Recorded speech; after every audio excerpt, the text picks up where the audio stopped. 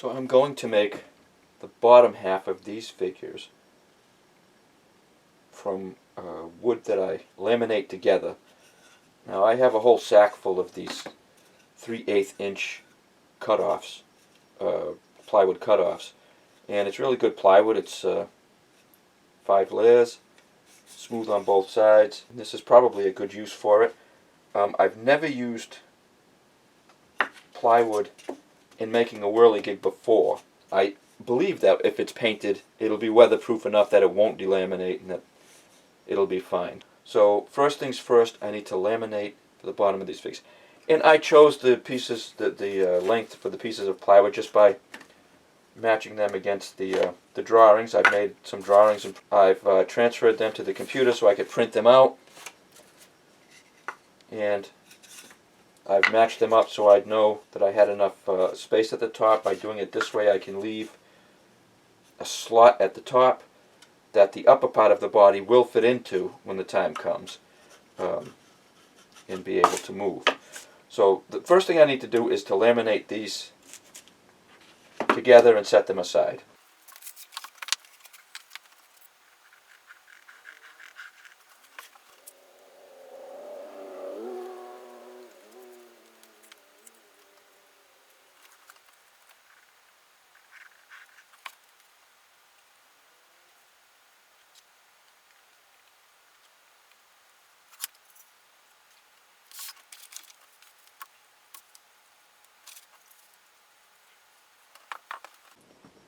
While I'm waiting for that to dry, I can get the top half of the figures cut out.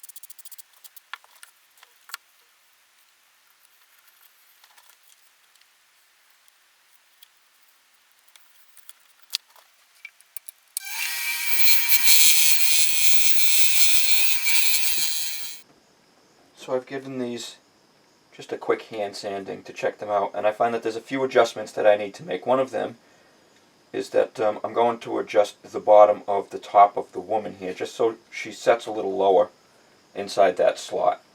And I will do that before I upload the plans. The adjustment will be already made. The bigger thing is that although these do fit together, they're rather tight. And I would like to have them looser than that. One, so that there's not so much friction. The wind is going to have to be moving all of this. And two, because I'm afraid that this may swell a little bit. So I'm just going to take the bottom pieces over to the bandsaw and widen this slot a little bit. And I will take it back maybe at 3/16 of an inch on either side.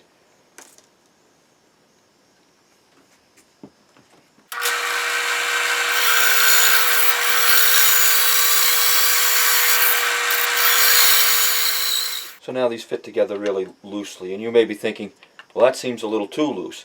But as I said, should this get damp and swell, I don't want to have to take this apart in order to fix it, and it's not going to hurt it any to be a little loose.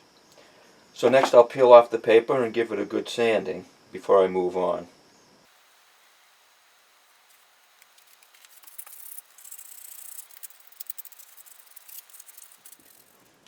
So the last thing to cut out, as far as the figures are concerned, will be the arms. Now I could use the same plywood that I used for the bodies for the arms, but I'm trying to reduce the friction and make it lighter. After all, the wind has to turn this, and I don't want there to have to be hurricane force gales in order to get it spinning. So I'm going to use a piece of 1/4 inch pine to cut the arms out of. This will look fine, and it'll be lighter than the plywood.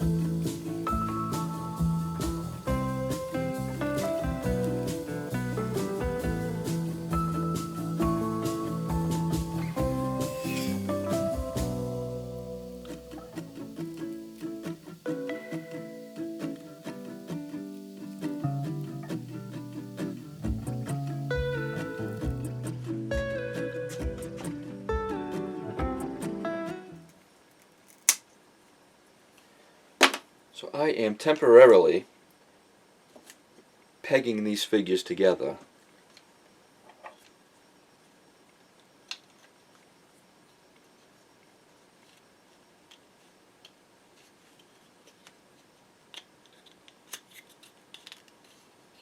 So I can use them to figure out how to build the base. In case you're wondering about this, this is actually a tool that is used for clipping a dog's nails, and I came across this in the dollar store and I bought it, and I found that it is great for cutting small wooden dowels. But that aside, this is how I'm going to figure out how to make the base. So I put these figures together, and then using a compass I put a 2-inch circle in between them at a height that I thought would be correct, and by moving the hands around the circle I could get an idea of how far they would move. And I used a 2-inch circle because on the crankshaft I'm going to have a 1-inch crank in it, and as it goes around that'll move in a 2-inch circumference. So by doing this, putting their feet on the edge of the table as if it were the base, I could figure out how wide the base needed to be, which in this case turns out to be about 8.5 to 9 inches. So I've decided to take an 8.5 section of this board put in the mortises that I need for the figures and the posts that will hold the crankshaft and the propeller, and pretty much build the entire whirligig on this. Certainly the entire working part, moving part of the whirligig will be on this. I can then later add another board underneath to attach a sail to. So that's what I'll do next.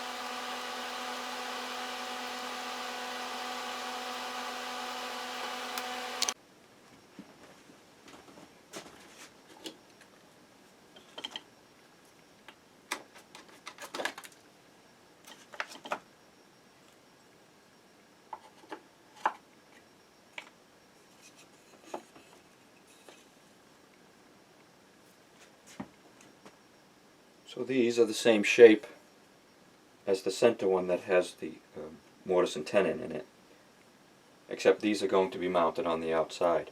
To line them all up, I've drawn a line in the center of each one that matches the center line that I already drew on the base. When I put them all together,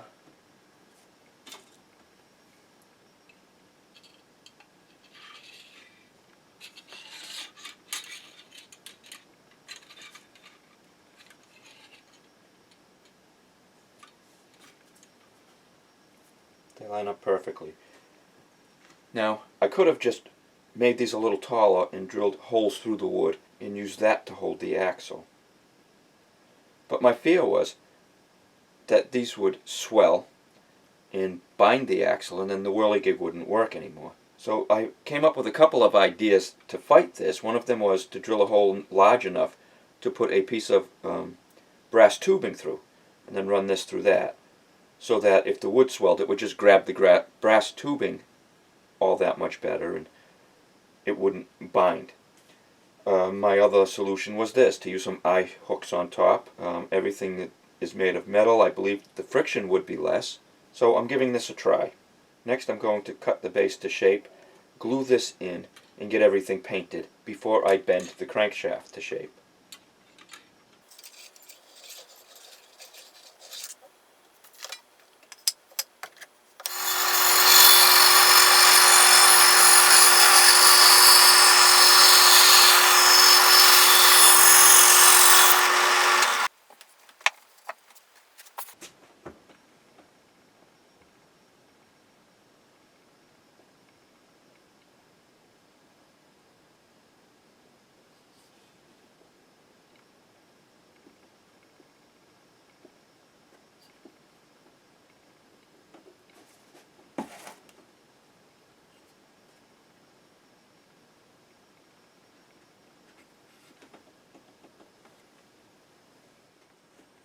So off camera, I drilled the holes on the side pieces for the screws that'll hold them to the base, and I rounded the bottom a little bit in preparation for painting this stuff, because the next step after this will be to bend the crankshaft, and I want this all ready so that once the crankshaft is bent to the right shape, I can just put it all together. So I'm going to get this painted.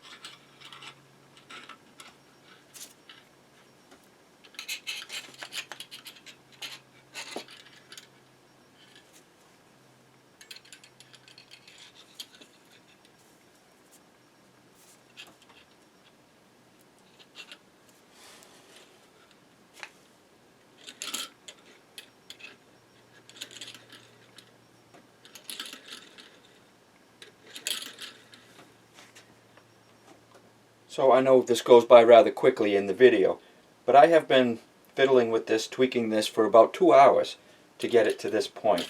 The thing is that I want it to turn freely, so that it won't take much wind to turn the Whirligig. And the hardest part is lining up the main parts of the shaft so that they go through the eye hooks fairly evenly. I still may tweak it a little bit here and there just because I don't know when to leave well enough alone, but this should do fine. I don't know if I mentioned it earlier, but this was a length of just soft steel 1/8 inch rod that I had laying around.